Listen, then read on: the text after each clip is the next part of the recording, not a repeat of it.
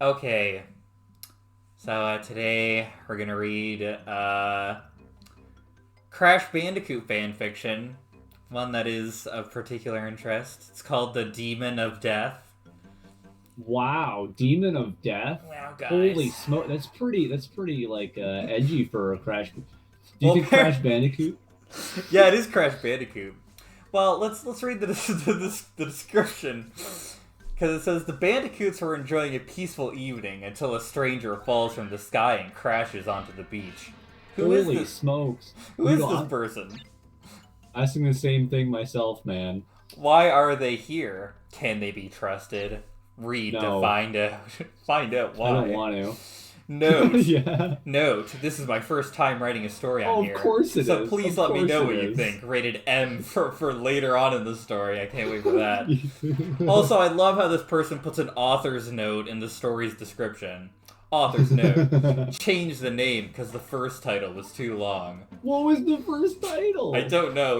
We found this story because we found this story after the title was changed. So Darn it!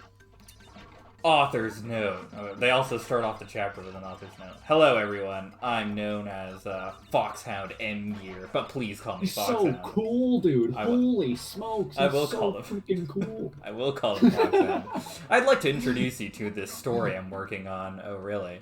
Feel free to read and review as this is my first story. I'd love some positive criticism. Oh, I'll give you That's some very specific. criticism. What if you have some? What if you do realize that criticism is constructive, right? Like, how are you supposed to just praise something and go like with actual criticism, right? It's not Uh, how it works. Now, without further ado, please enjoy the story. Disclaimer, I don't own the Crash series. All the rights go to their respective owners. He Damn, dude. doesn't own the Crash series, and he's Damn. writing a fan fiction. What is he doing, man? I love the concept of somebody writing a fan fiction for like a franchise that they own. Well, dude, if they're writing a fan fiction about a series they don't own, how are they not going to get taken down by Sony, who's clearly like hunting after fan fiction writers? Oh You man, you know know the what? prop. They're really going for that market, man. Just watch it, man. PlayStation 5 is going to have fan fiction support, but like only through Sony. Yeah. Yeah. Okay. Our story opens off the coast of Australia, specifically No. specifically on a couple of Lone Islands known as the Wampa Islands. On these Is this islands, canon? this is canon, dude. On these islands live a fascinating family of anthropomorphic creatures known as bandicoots. Dude, I think bandicoots are real animals. I don't. And their island guardian resembling a tiki mask named Aku Aku. I think Aku Aku is just a tiki mask. I don't think he resembles a tiki mask. Just gonna be honest here. Uh, the family consists of a female bandicoot named Coco and her two older brothers named Crash and Crunch. We joined these three on a perfectly normal evening. These three? So Aku Aku's not a part of it? Whatever, dude. No. Perfectly normal evening with Coco working on her laptop at the beach with Crash taking a nap and Crunch working on a jet ski nearby. However, little did the Bandicoots know that they were about to get a very strange visitor. Coco Wow. glances at her brother taking a sharp break from her work to laugh a bit at her brother's sleeping hat. Crash! Wow. Crash sure loves to sleep, doesn't he? She asked the Don't we mask, all? laughing a bit. Aku. Wait, hold on. She asked the mask, laughing a bit. Aku Aku chuckles a bit as well as he glances at the sky. Oh, you're He gonna notice that a lot in this story. People chuckling. That's a Oh, main yeah, I character forgot trait. how prevalent this story. He sure does, Coco. However, Aku Aku's happy mood suddenly changes to curiosity as he noticed something falling from the sky. Hey, Coco, look up there in the sky.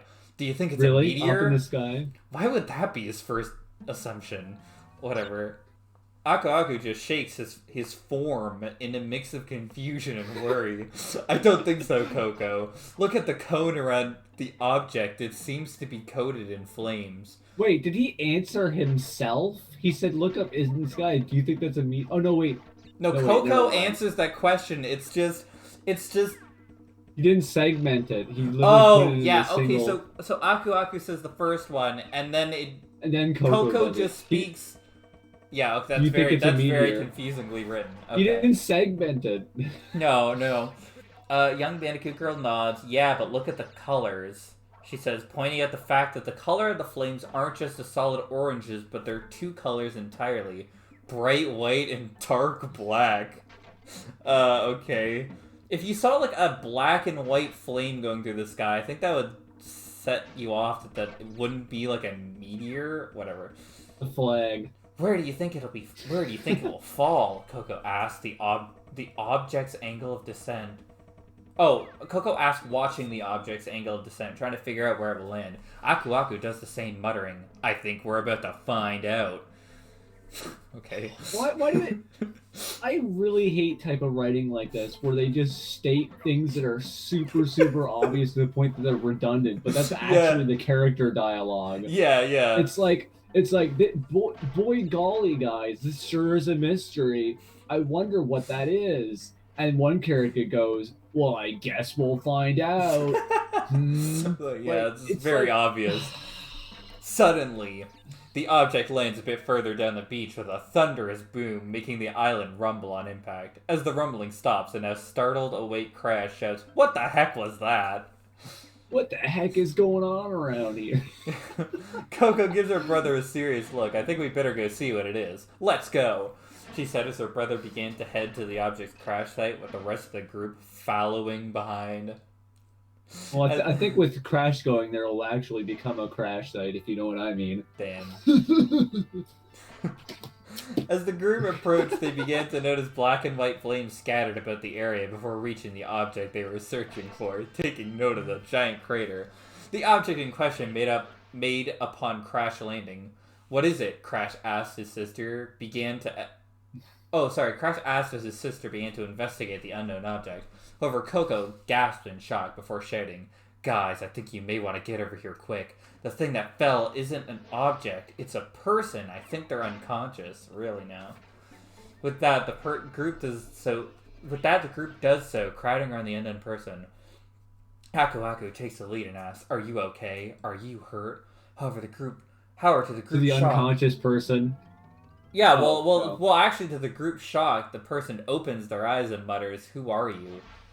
Oh, whatever. The guardian Tiki quickly got out of his shocked stupor to respond, I'm Aku Aku. Who are you, strange one? The unknown person takes a moment to respond, as if thinking it over. Jack. The man, now known as Jack, said to the horse. Just Jack, guys. Yeah, it's just Jack. Before his eyes shut again as he falls back into unconsciousness. Neither of the group said a word. After the albeit short exchange between the tiki mask and the strange man known as Jack. How could they? Out of unrelated note, how much do you want to bet that the author's name is Jack? Oh yeah, well, I think that there's a high likelihood. The Guardian. There are no words to explain. There are no words to explain the situation that had transpired moments before when a strange man fell out of the sky like a comet and crash landed on the beach. Yeah, I'm pretty sure we explained that. Yeah, I'm pretty sure that's already been established. If they tried to tell any one of their friends about the said man, they think they were crazy. Well, the man's still there. They saw a meteor crash the entire island, and there's a giant rumble. Yeah. Coco was the one that recovered first, quickly giving a serious look to the rest of the group as she began to approach the man. We have to help him, she said, worry filling her voice. Wait, don't touch him. Aku Aku warned a little too late as Coco placed her hand on Jack's shoulder before yanking it back and shaking in pain. Looks like she just put her bare hand on a hot eye of a stove. Ouch, he's still burning up. The hot eye of a stove? Yeah. She shouted as Aku Aku quickly took over, shouting back, I'll carry him using my magic. Come on now, children, we need to get him into the house. Oh, yeah, well, he's carrying him using his magic. Does Aku Aku have telekinesis in any of the games? I don't think I guess so. He was moving the chess pieces in the Crash Team Racing. The chess pieces? In the opening cutscene? Oh, I didn't watch that cutscene. Okay, I just skipped over it. We need to get put back to a host if I remember it correctly. Treat any wounds he may possibly have from the crash earlier, leaving no room for argument. Aku Aku's eyes. It'd be funnier if they just left him to die. Shit about him. Aku Aku's eyes began to glow as Jack's limp body before it began to float. Following the group. This person does not know how to spell the word following. The group back to their home. No, he knows how to spell the word following, Gabe. Oh, yeah, following, yeah. What do you think happened to this guy that made him end up here? Coco asked as she began to clasp her burned hand without realizing it. It's such an awkwardly way to phrase that. A very specific way to phrase that. Well, yeah. Seeing that Crash places his hand on his sister's shoulder, I don't know, Coco, but I'm sure that when he comes to, we're gonna have a lot of questions for him. Alright. Sure. Yeah? Oh, never mind. Meanwhile, in an unknown location, Jack awoke with a groan as he clutched his pounding head. Ugh, what hit me, he thought to himself. Me! Never mind. He thought to himself as he began to take in his surroundings. He couldn't place it, but something about this seemed strangely familiar. I know I've been here before, he thought, trailing off as he took note of the thick brick walls decorating with torches, lit the white and black flames. Eventually, he arrived upon a giant dome-shaped room decorated with torches lining the walls, with a circular table in the middle with 3 chairs set around the said table. Jack approached the table carefully and cautiously, taking notes of the 2 people sitting in 2 of the 3 chairs.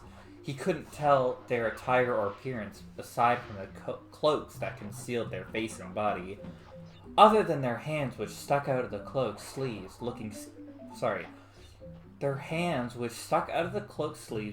skeleton-esque, and their eyes which seemed to shine within the darkness of the cloaks they wore.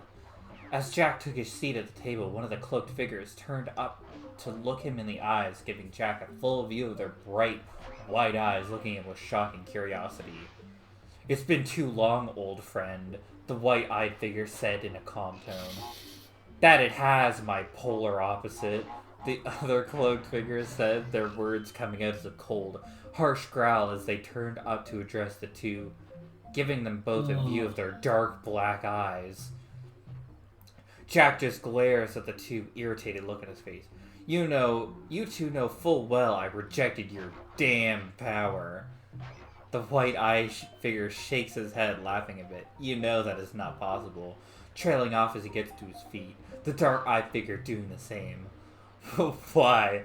Jack asked, giving the 2 figures odd looks. The dark-eyed being responds then, Don't you get it? Damn it, it's impossible, because... He then trailed off as the 2 of them removed their hood, leaving Jack stunned as he took in their appearance. While... They're standing from Jack were 2 almost identical people to Jack himself, minus the different eye colors and hair to match said eyes, as well as Jack's own brown hair and crystal blue eyes. We are you, the 2 figures said simultaneously. That's the end of the first chapter. Make sure. I will also note that the first and second chapter feels are very contradictory to the rest of the story now this is presented. Yeah. Like, this makes absolutely no sense and has no correlation to some of the explanations about his past and the future. This is so freaking stupid. Yeah, well, we'll get into that later. That really comes into play later with... Are we doing one chapter at a time for recording? Yeah, we're about 15 minutes in. Here's Chapter 2, which is called Chapter 2 Awakenings and Introductions. Jack stood out of his chair, stunned as he addressed the 2 doppelgangers in front of him. Why? The white-eyed Jack responded in the same calm tone as before. Same calm tone. Yeah, of course. Like we already told you, you are us, and we are you. Jack shook his head. That's good. No, that I get. What I'm having trouble figuring out is why you 2 chose to call upon me, your container, now of all times. What the? Yeah, it's container. Oh, I see what they're saying. This is the container of his powers, man. Yeah, dude. He didn't realize that in his own consciousness, his self... Yeah, it's himself, dude. And the white and black is like his dark and good. Can we powers. psychologically analyze Jack by like what's going on here, man? By him, I think we can meeting... psychologically analyze the author of this story very well based on what happened in this story. The young man raked his hand through his brown hair quizzically as he sat back on his chair. The black-eyed doppelganger responded next, coughing to clear his throat for a moment. I can help with that, he said, trailing off as a mirror appeared, laying across the table, before showing a picture of a man with an absurdly large head. Who's this guy? Jack asked. He took note of it. That's gonna be a really funny line. It's gonna be a really freaking funny line. It's just like by the way. It's just a weirdly, I don't know. It just feels weirdly phrased for some reason. To specify, Jack does not know neocortex. Okay. All right. Now back to the story. He doesn't know who neocortex is. He says, "Who's this guy?" Yeah, he does say, "Who is this guy?" That is a good point. Jack asked us. He took note of the giant N on the top of this man's head. His name is Dr. Neocortex. His time of death is coming soon. You need to make sure you're the one that does it to him. Why? Is there any particular reason? Jack raised an eyebrow as he looked at his doppelgangers, as if they were crazy. So what am I supposed to be? Some sort of Grim Reaper? Just to... Look, I don't want to spoil this story, but I think... I don't think Jack should be as apprehensive to kill this guy as he is. In this situation. To his surprise, the two nodded. Yes, actually. First, we need to have you accept your powers and us. Jack thought it over for a few moments before he realized if he didn't do as they say, he'd never get out of there. So, albeit begrudgingly, he nodded. Okay then, what do I have to do? The two doppelgangers nodded each, holding out a hand for Jack to take. Just take each of our hands in yours. We'll take care of the rest, the white-eyed doppelganger said, before the black-eyed Jack spoke up, giving a cautious look. Just keep in mind that your appearance and attire might change once we finish. Jack thanked him for the warning before doing as he was told. Within seconds, there was a bright flash of white and black lights as Jack and his doppelgangers began to float in the air. Before Jack could process what was happening, his doppelgangers began to merge into his being. After a few more moments... I would like to add, merge into his being inside his subconsciousness. Yeah. That's what's going on, right? Also, does this take place... Does this take place during, like, when he's unconscious on the ground, or is this, like, before he falls? Okay. I'm assuming it is. I'm assuming this is while he's unconscious. Well, going back to chapter 1, it does say meanwhile. So, I'm assuming this takes place at the same time, while he's unconscious. Yeah. Alright. A few more moments, the light faded away, leaving Jack the only one there. He tried to get a good look at the changes Merge caused, but he didn't get a chance as he passed out, looking much like how he did when he first came to. Back on the Wumpa Islands. Coco was up early that morning, which she was used to, considering her brother Crash's sleeping habits. One of the two had to be up early to make sure Crash didn't sleep the day away. However, as she was working on her bedhead after getting changed... That's a really dumb reason. She has to get up early, and the only reason she has to do so is so that another person doesn't sleep in? Yeah, well, why did they just set an alarm? Isn't Crash her older brother, too? Whatever. She wakes up with the specific purpose. The reason why she wakes up in the morning is so that Crash doesn't sleep the day. That seems really stupid of a reason for her to get up so early. Yeah, Well, anyways, she was working on her bedhead too, so I guess whatever. She changed out of her sleepwear, a shout rang out, startling her from her thought. Acting quickly, she ran out to the living room of her home. What she found, though, she never would have expected. Oh my god. There standing, looking around in confusion, was the man she and her family saved the other night. However, he looked and seemed very much awake.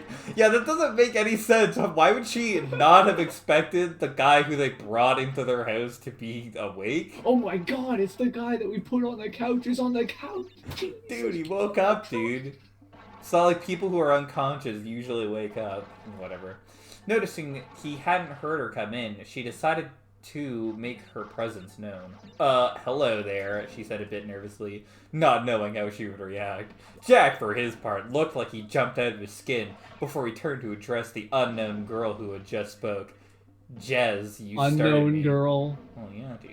Unknown girl. Did I Do wake you know how stupid that is in context? Yes, to the yes. rest of the story. Yes, and began to rub the back of his neck, embarrassed. Coco giggled a little, seeing a bit of her brother in the man. Seeing her laugh, Jack raised an eyebrow. Something funny.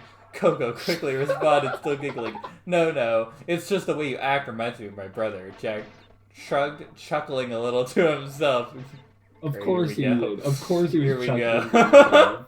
Oh, okay then. Coco nodded before continuing. To answer your question earlier, though, no, you didn't wake me. I was already up when I heard you shout and came to check it out. Jack nodded before saying, Alright then, may I ask your name, miss?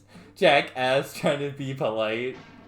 Coco giggled again before responding, I'm Coco, what's your name? Jack smiled, thinking her name sounded pretty and cute. But he kept that thought to himself. Nice to meet you, Coco. I'm Jack, he said, offering her a handshake, which she returned. You said you had a brother, right? Jack asked, seeing the blonde nod. He continued. Any idea where he might be? I'd like to meet the rest of your family quick, if you don't mind. That's a weird thing to kind of put out there. Whatever. Coco shook her head.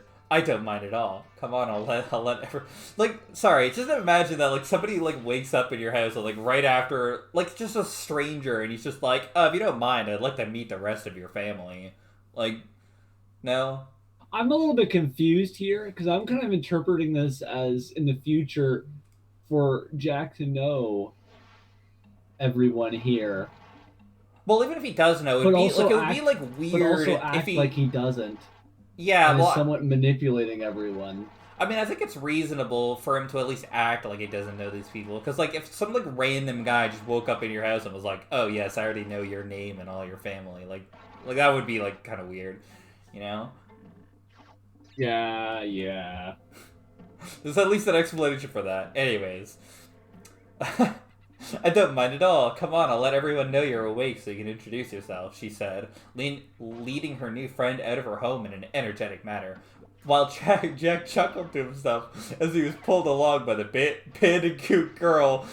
Can we interpret what this looks like with this insane man constantly chuckling to himself after ordinary actions and conversation? Well, in parentheses, something tells me I'm gonna like it here. Gosh, he's whispering this to himself. I don't know. It's in parentheses for some reason. I'm not really It's sure. in quotation marks. He's really whispering this to himself. It's in quotation marks in parentheses. So I'm assuming this is him thinking this to himself, but it's just not explained at all. Whatever. Well, whispering, whatever, man. After a few minutes... It's the author saying it. Yeah. Yeah, it's the author. Oh, he broke character. Oh, man. Go on. After a few minutes that consisted of getting Crash awake and getting everyone together, Jack finally introduced himself to the rest of the Bandicoots and Aku Aku, whom accepted him with open arms. Bro, he doesn't have arms. Which he was thankful for. I'm so confused. It's introduced himself to, TOO, but then there's the rest of the sentence, which is the different type of two. The rest of the Bandicoots. And Aku Aku. It's kind of like he started writing one sentence and then mashed it onto a different sentence. Yeah. Jack then cleared his throat before speaking something that had been in his mind since he had first woke up in Coco's home. Do any of you know a man that goes by the name of Cortex? He asked, his expression turning serious as he noticed the Bandicoots stiffen up at the mention of that man's name. Why is he asking this question? Well, it's a good question. That's actually a pretty good question. Yes, we know of him, Aku Aku said, giving Jack another look. He's our worst enemy, actually, Crash said. Whoa, actually? Well, actually. Crash said, trailing off to look at the sky where the blimp floated along nearby. Oh, he's just there. Oh, yeah, he was just in the sky. Why do you need him? Aku Aku asked, saying the question that had been on every one of the Bandicoots' minds. Jack sighed before responding. Let's just say I've got a job involving that man, Jack said, leaving the group even more confused. That sounds very suspicious. What kind of job do you have here? Coco asked, almost worried to get more clarification on the vague explanation. Yeah, Jack just muttered, I was hopping to avoid this, under his breath. Oh my god. Before deciding he couldn't skirt around the subject or sugarcoat it any more than he already did. Plus, he wanted the Bandicoot family to be able to trust him, not to be suspicious of him. I have to kill him. Oh, that's so edgy, dude. Holy smokes. Isn't he so cool, man? He's balancing the opposite forces inside himself, which makes him even cooler. And the fact that he's also a Grim Reaper, which is the coolest job around, man. Dude, he's the Grim Reaper who has to kill Cortex for some particular undefined reason. I didn't even realize it said he couldn't skirt around the subject. Yeah, well, like, here's the thing, though. Why, like, it's far more suspicious of Jack to say, let's just say I've got a job involving that man, versus I have to kill him. No, what the author's doing, and it's super clear he does this, man, through the entire freaking story, is he sets up something, sets up a line that, like, for instance, like, in the very beginning, he's like, a man that someone, sorry, what was it? They're standing, looking around in confusion. What was it? Oh, yeah, in the living, acting quickly, she ran out to the living room of her home. What she found, though, she would never have expected. Even though the line doesn't make any sense, it sets up the fact that he's there. The same thing here. There's no reason for a lot of this conversation to happen. It's just setting up for the line by itself at the very end of the chapter. I have to kill him. There's literally no reason for him to say I have a job with him. It's just setting up that line super predictably. Yeah, no, that's And he does this to a fault. Like, every single time he does this, it's usually in a sense that, like, it doesn't make any sense why he's setting it up this way, or it's kind of contradictory how he's setting it up this way. Yeah, like, it's literally like, really just stupid. To, like, set up, just for, like, dramatic purposes. Even though it makes no sense. Yeah, no, that's... This story forgets a lot of itself. Oh boy, we are getting started. We're not in the crazy stuff. We're in the very beginning. This is just the very beginning stuff. I mean, the first two chapters are pretty stupid so far, but this story gets so much fucking worse. I'm excited, man.